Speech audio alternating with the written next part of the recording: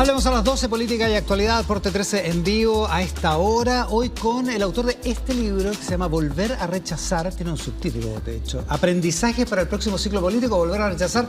Ruggero Cosi, ex convencional de RN, que comenzó su carrera política, si es que existe algo así como un Big Bang de la carrera política, como presidente del Centro de Alumnos de Derecho de la Católica. Y ahora ejerce como abogado, aparte de estar siempre interesado en las materias políticas. ¿Cómo estás, Ruggero? Muchas gracias por estar acá. Oye, gracias por la invitación. Volver a rechazar tiene... ¿Vieron la portada?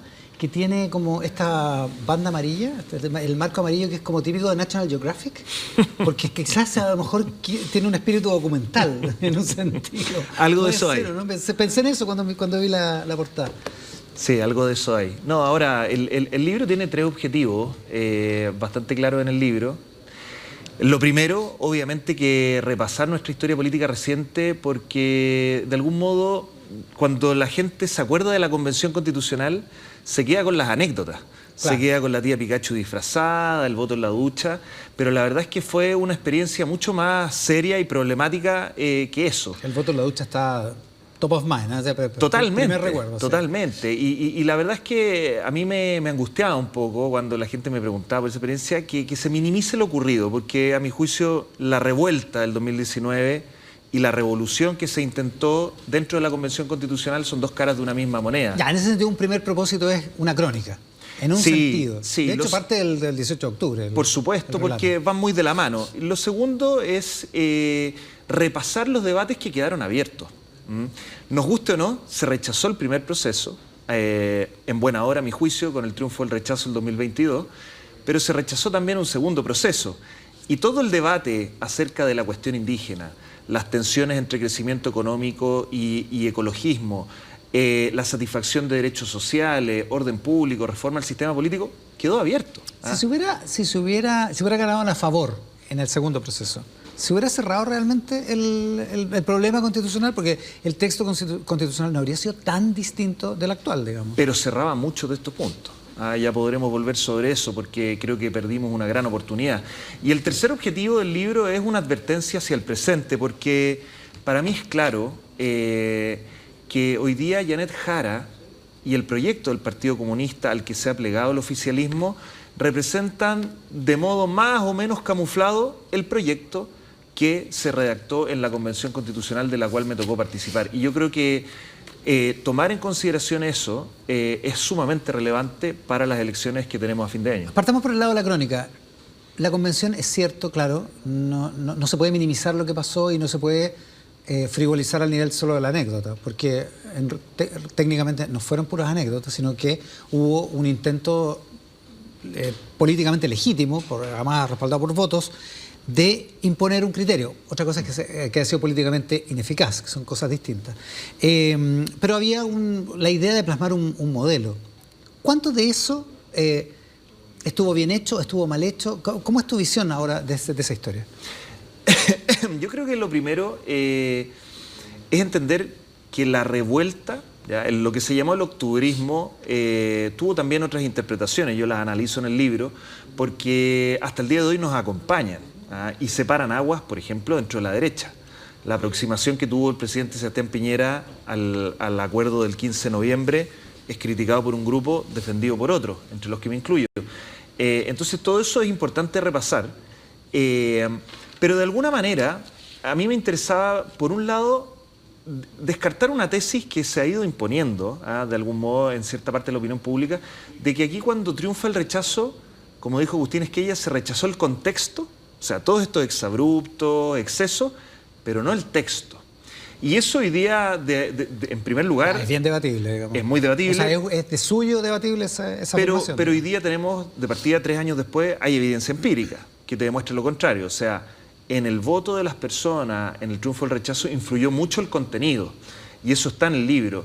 Pero además mi experiencia, y lo relato ahí, en la calle, haciendo campaña por el rechazo, todo lo que fue la experiencia de la participación ciudadana. ¿Te acuerdas tú de las iniciativas populares de norma, cómo juntaban firmas? Exacto. Y después muchas de ellas fueron rechazadas, también influyó.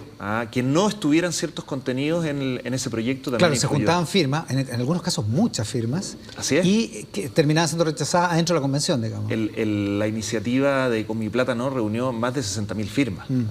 Y por lo tanto, el haberla rechazado inmediatamente agarraba a 60.000 ciudadanos que iban a estar en contra del proyecto. Pero esa era una primera cosa. Y lo segundo, como te decía, no minimizar lo ocurrido, porque yo aquí creo que ya con cierta distancia histórica uno puede empezar a hablar las cosas y llamarlas por su nombre. A ver. ¿Ya?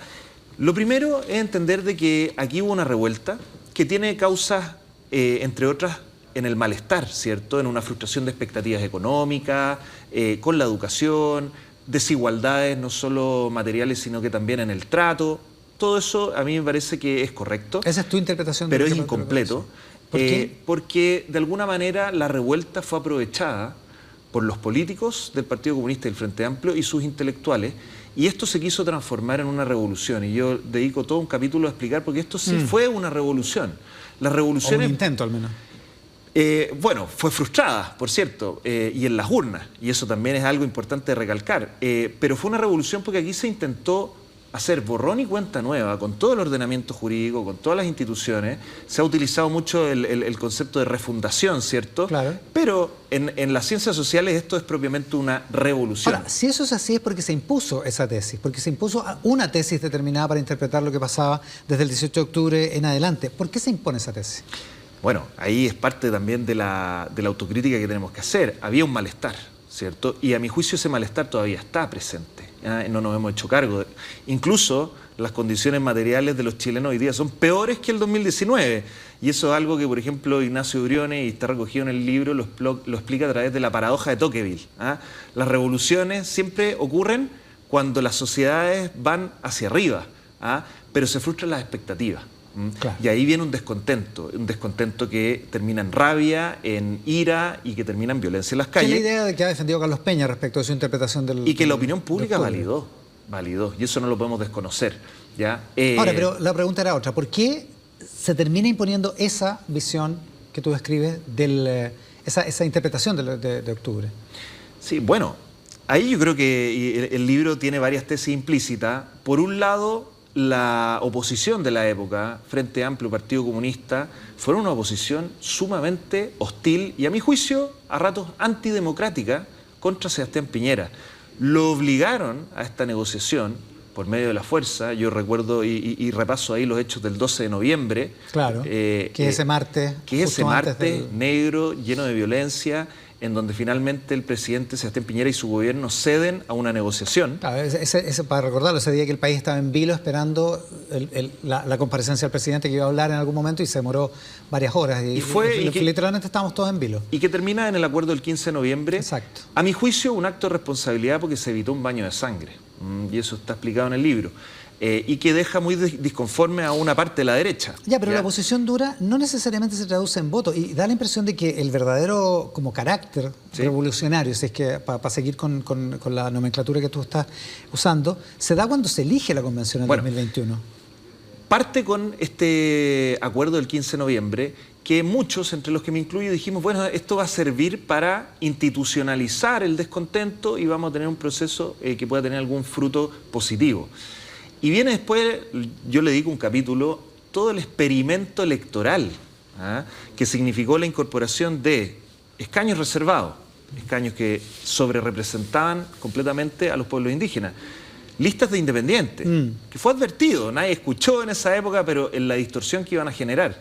No, porque había una cierta ola que también representaba la opinión pública en esa época empezó a jugar con esta idea del constituyente ideal, que era una persona política, neutral, ojalá experta, y en el Congreso se dejaron llevar por eso para incorporar a los independientes. Ahora, de manera excesiva. Es cierto que parte del malestar era con los partidos políticos. Y sigue estando. Pero los partidos políticos son necesarios. En retrospectiva, puede haber sido un error lo de los independientes. Y tenemos que de hecho, provocó una distorsión electoral, pero también era comprensible el contexto, digamos. Y por eso yo creo que el libro es importante, porque tenemos que aprender. Las reglas electorales importan. Esa es una conclusión relevante. Y el voto obligatorio... relevante también en el texto. Y el voto obligatorio importa. El voto obligatorio fue una especie de vacuna una especie de remedio que rompió el hechizo en el que estábamos dentro de la Convención Constitucional. Yo cito ahí, por ejemplo, a Patricia Politzer. Ella en algún momento llega a decir: nunca antes habíamos tenido una verdadera democracia. Y para ella la Convención Constitucional era, por primera vez en Chile, verdadera democracia. Esos fueron excesos.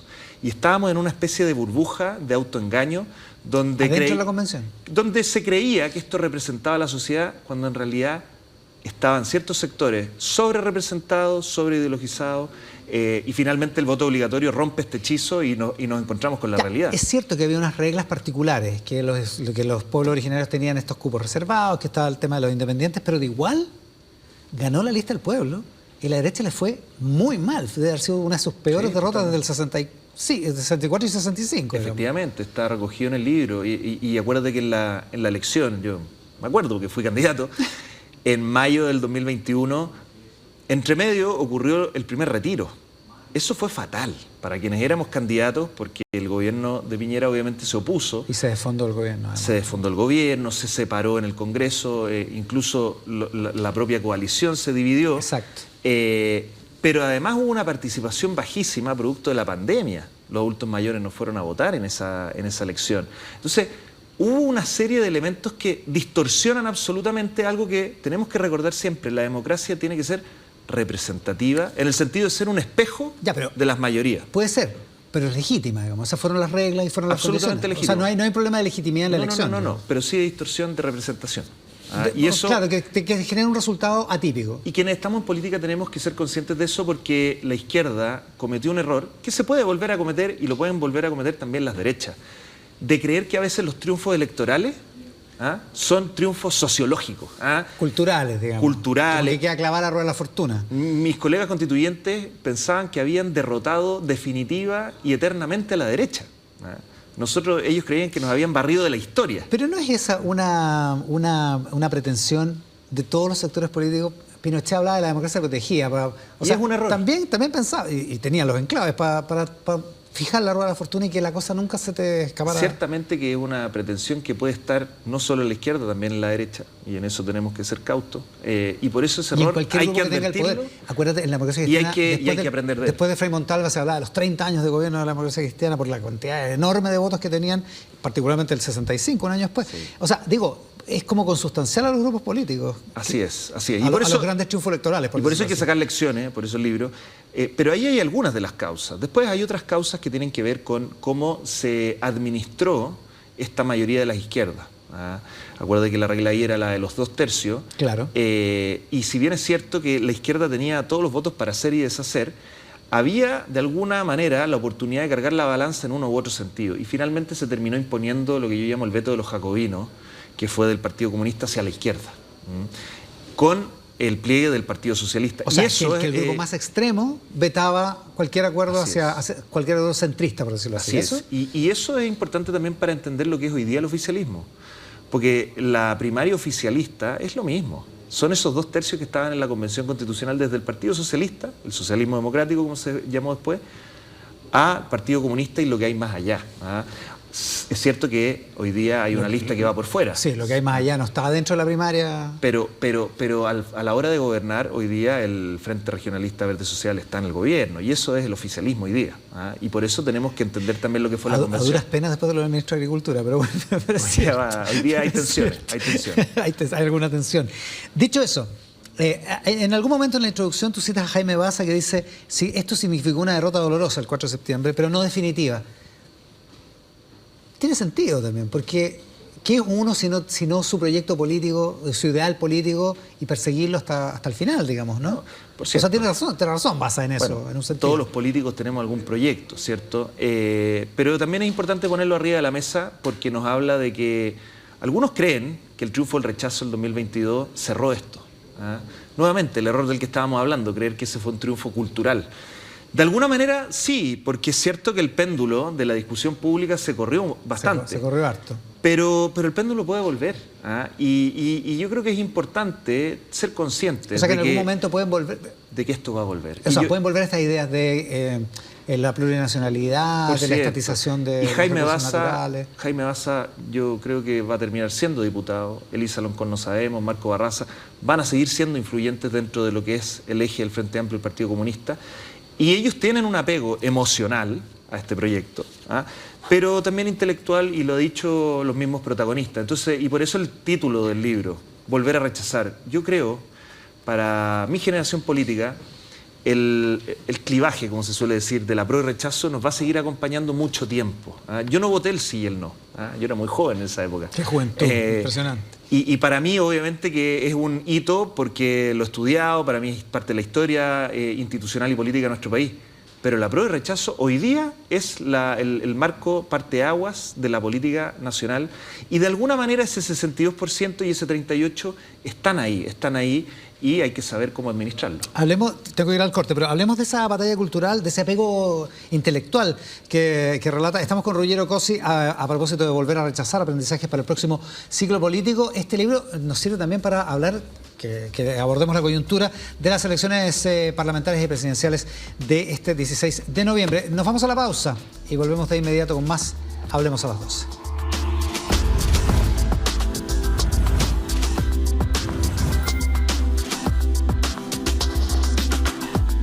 Ya volvemos con Hablemos a las 12 con Iván Valenzuela, de 13 en vivo. Noticias siempre. Necesitamos exfoliación completa, masajes, drenaje. Empezaron a hacerme rodar según el guatón que me habían hecho el vuelo del helicóptero.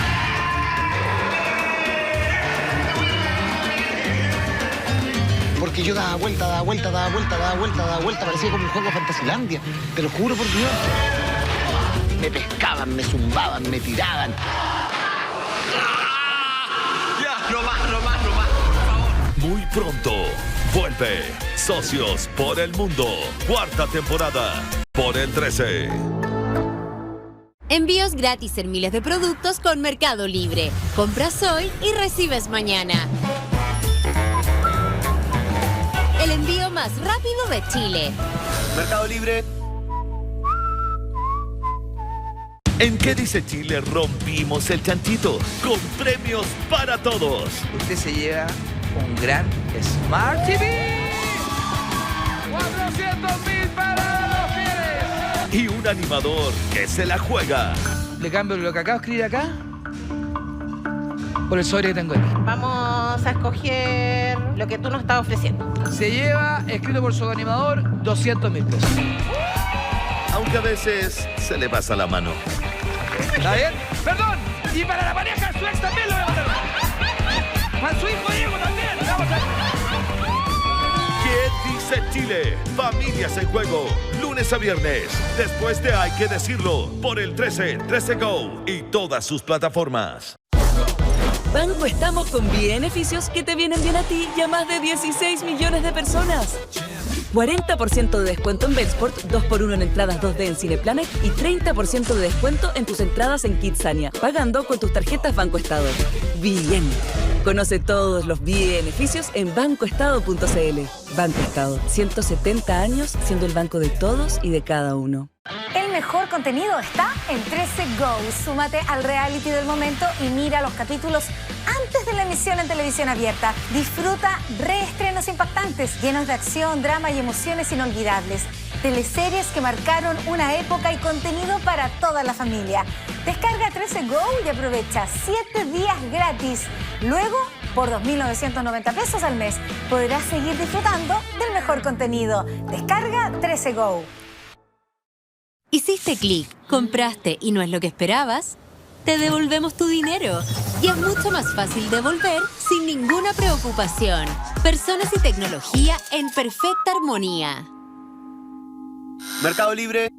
¡Aro, aro, aro, aro! ¿En qué dice Chile? Tiramos toda la carne a la parrilla con las bandas más prendidas. Son gotas, gotitas de lluvia. Déjame quererte mi amor, porque estoy loco por ti. Con la fonda más entretenida. Aro, aro, aro. Aquí empiezan las fiestas patrias. Con Titín, el mejor animador. Y un rubio de cana teñida. ¡Uy, uy, uy! Caramba, hola, ¿qué tal? Hola, ¿qué tal? Para la y después nos vemos a la vuelta. ¿Qué dice Chile? Familias en Juego. Especial Fiestas Patrias. Lunes a miércoles. Después de Hay que Decirlo. Por el 13 y 13 Go. Muy pronto, en una nueva temporada, llena de sabores y gente maravillosa. Recomiendo Chile, temporada 17. ¿Cómo se llama el lugar? Recomiendo Chile. No, el lugar, no el programa. Un recorrido especial por las costas chilenas para probar. El pan batido es artesanal, el otro no existe, el otro no vale. Tomate que tiene aroma a hoja de tomate es tomate natural. Conocer y explorar el mundo de sabores que nos identifican. ¡Ah, la cosa buena! Pescado a la lata, cocochas al pilpil. ¡Recomiendo Chile! ¡Salud! Gracias. Cultura 13. Recomiendo Chile. Nueva temporada. Muy pronto. Por el 13. Sigue con Hablemos a las 12 con Iván Valenzuela. De 13 en vivo. Noticias siempre.